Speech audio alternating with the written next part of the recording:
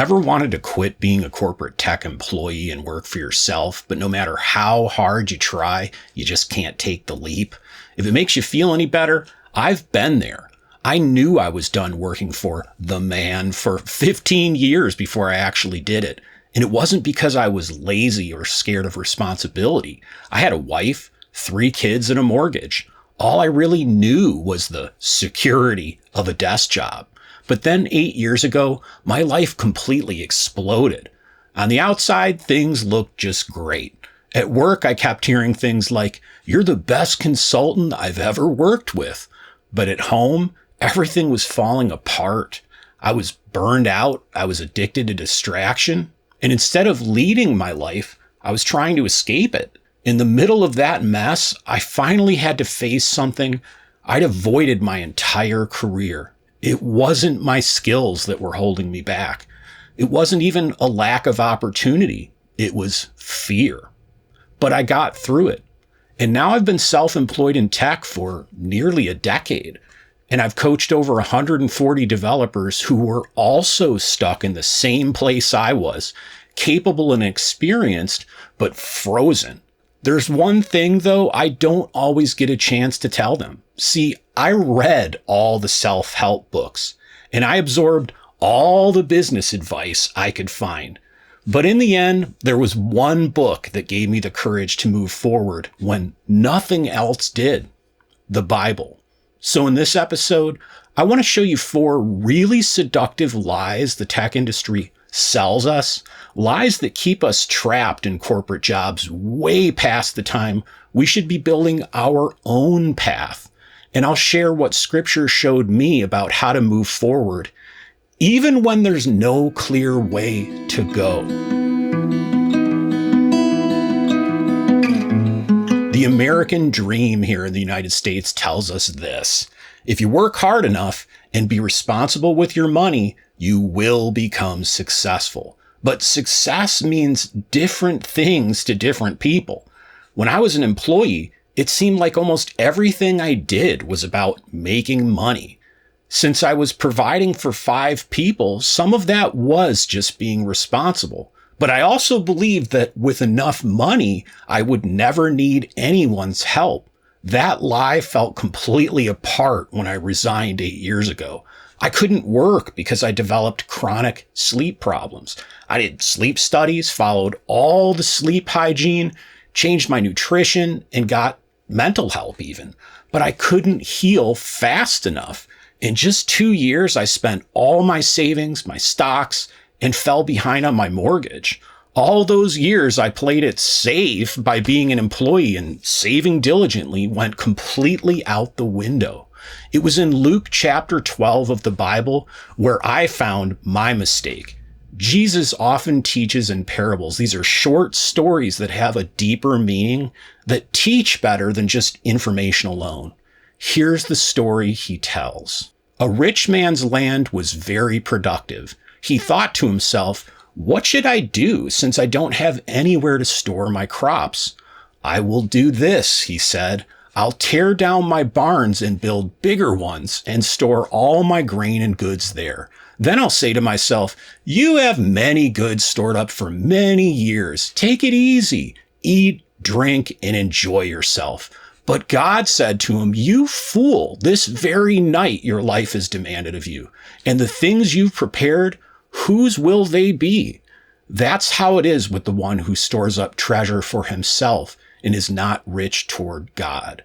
The point of this story, at least when talking about self-employment, is this: if you're thinking that by focusing on saving money you can prevent disasters, you're wrong.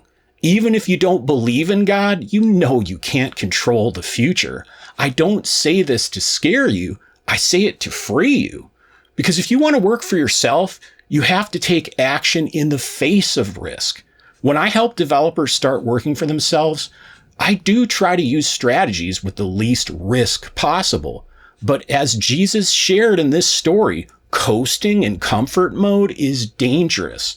To work for yourself, you are opening yourself up to potential risks, but you're also stepping into work that makes a bigger impact on the companies you serve. And when you make a bigger impact on the business of the companies you serve, you stay relevant and continue to produce income over your career. You probably know about the part of our brains called the amygdala. It's a small almond-shaped structure that helps us detect threats. If you've ever been on a Scrum team, you've probably seen the amygdala in action. Project managers think if they can identify every possible problem, they can plan for it. But if you've been working in tech for a while, you've seen how software projects never go according to plan. When I first started working for myself, I fell into the same trap. Every time I thought about what to do, my brain kicked into threat detection mode. It came up with all kinds of problems that might occur, and it stopped me from doing anything. There's a term for this: catastrophizing. Catastrophizing is when your mind comes up with the worst case scenario for something you're considering doing. A scripture that really helped me move past this is chapter 4 of the book of James. In this book, James, who was the brother of Jesus, is sharing wisdom he learned from him. Here's what it says. "Come now, you who say, 'Today or tomorrow we will travel to such and such a city and spend a year there and do business and make a profit. Yet you do not know what tomorrow will bring, what your life will be. For you are like vapor that appears for a little while, then vanishes. Instead, you should say, if the Lord wills, we will live and do this or that. But as it is, you boast in your arrogance. All such boasting is evil." Now, you may not believe in evil or in God, but hopefully you can see the point James is making here. It's prideful and arrogant to do something thinking we can guarantee the outcome. Now, don't get me wrong. I'm not saying you shouldn't plan before doing things. What I am saying is that you can't create a perfect plan. One of my favorite quotes about this is from Dwight D. Eisenhower, the 34th president of the United States. When referring to military strategy, he said this: "Plans are useless, but planning is indispensable." When it comes to working for yourself, you got to hold two things equally true.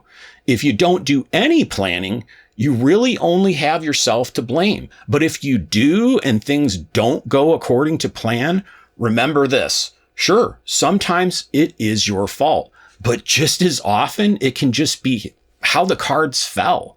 Instead, look at it as an opportunity for learning. I've had to practice this every single day. I create a plan, know it isn't perfect, and then act on it in good faith. If I learn I had holes in the plan, I analyze what happened and I adjust. You're going to need to do the same if you want to work for yourself, because strategy is not what makes your career change. Taking action is. When I first started making good money in my 20s, I thought, well, I must have done something right. And the more money I made, the more it started feeding my ego. So when I lost it all 8 years ago, I came to the same conclusion. I figured it was all my fault, and I could have prevented the disaster if I made better decisions. Now, don't get me wrong. I definitely did some stupid things to get there.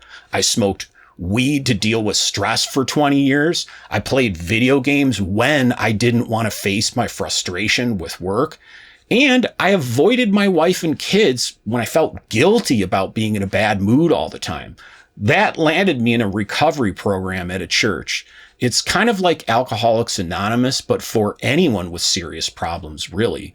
The first thing they have you do is admit that your life has become unmanageable. I had tried everything I could do to fix my health, my life, and my career. When I finally admitted it just wasn't working, that was when I started to heal. I gave my life to Jesus Christ and promised I'd try to be a better person. And then something really surprising happened. When I looked back over my life, I realized how many good things happened despite my bad decisions. I made mistakes at work, but somehow still kept my job. I failed to teach my kids important lessons, but they learned them anyway later. And I didn't get some of the career opportunities I wanted, but I actually ended up getting better ones in the long run. I started going to church around this time, and a friend I met told me to read something every day. It was a different part of chapter 12 of the book of Luke. Here, Jesus is sharing a promise to people who commit to trying to follow him. Then he said to his disciples, "Therefore I tell you, don't worry about your life, what you will eat, or about the body, what you will wear. For life is more than food, and the body more than clothing. Consider the ravens. They don't sow or reap. They don't have a storeroom or a barn, yet God feeds them. Aren't you worth much more than the birds? Can any of you add 1 moment to his lifespan by worrying?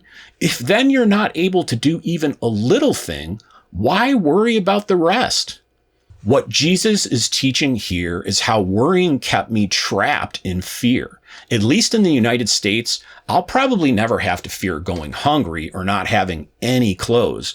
What I really feared was not having the lifestyle I want. I'd become a slave to the comfort that making a lot of money provided. Now, I'm not saying there's anything wrong with being comfortable or enjoying the fruit of your hard work. But when comfort keeps you trapped, that's when addictions like I had start to take hold. Reading that passage every day, I started to see that God was providing for me the whole time, even when I was doing things I knew were wrong. When I realized that, I saw how much he loved me, and that gave me the courage to start pursuing self-employment. Even when I didn't know for sure whether it would make me as much money at first, I decided to trust that God would provide the rest, like he had so many other times in my life. If you're anything like me, you've probably felt there's more to life than working as an employee. It's not the 1950s anymore. We can't just pick a profession and milk it until retirement. But when you've been in corporate tech jobs for years, it trains you to be comfortable. That paycheck comes in every couple weeks like clockwork. Your boss tells you what to do, so you never have to direct yourself. And that's exactly why it feels so meaningless. There's no sense of adventure. I ignored that voice deep inside that said I was made to do more until everything fell apart. But you don't have to wait until disaster strikes like I did. There will never be a perfect time to start working for yourself. But the great thing about self-employment is that you learn to choose adventure over fear. It's a muscle you build, and it gets stronger the more you use it. You choose becoming someone more, not letting a company decide how big your impact can be. In chapter 12 of the book of Genesis, there's a rich man named Abram. He's got tons of money, possessions, friends, and influence. But God asks him to leave that comfort behind to pursue something greater. Here's what it says. The Lord said to Abram, "Go from your land, your relatives, and your father's house to the land that I will show you. I will make you into a great nation. I will bless you. I will make your name great, and you will be a blessing. I will bless those who bless you. I will curse anyone who treats you with contempt, and all the people on earth will be blessed through you." So Abram went as the Lord had told him, and Lot went with him. Abram was 75 years old when he left Haran. He took his wife, Sarai, his nephew Lot, all the possessions they had accumulated, and the people they had acquired in Haran, and they set out for the land of Canaan. Notice here how Abram wasn't starting over. And when you choose to walk the path to work for yourself, you aren't either. Every skill you've acquired and every lesson you've learned, you get to bring with you. Abram was 75 when he made a radical decision to obey God, to step into the unknown. And I was 41 years old and broke when I decided to begin coaching developers. Look, if you don't think this is the right time to go solo, you could be right. I'm not saying self-employment is right for everyone. But if you've been frustrated for years and you spend more time escaping than living, maybe this is a wake-up call. Faith is by definition hope in what we can't yet see. When you first got into software development, there was no guarantee you'd be successful, but you did it anyway. Imagine if you never even tried. Where would you even be today? There's a pastor named Rick Warren who I don't always agree with, but there's this one thing he said that's always stuck with me. If God showed you the entire plan for your life, you'd refuse to take a step because it would look too scary. That has been so true for me. God never showed me the full plan for working for myself. He just shows me the next step each day. And that's been enough for 8 years.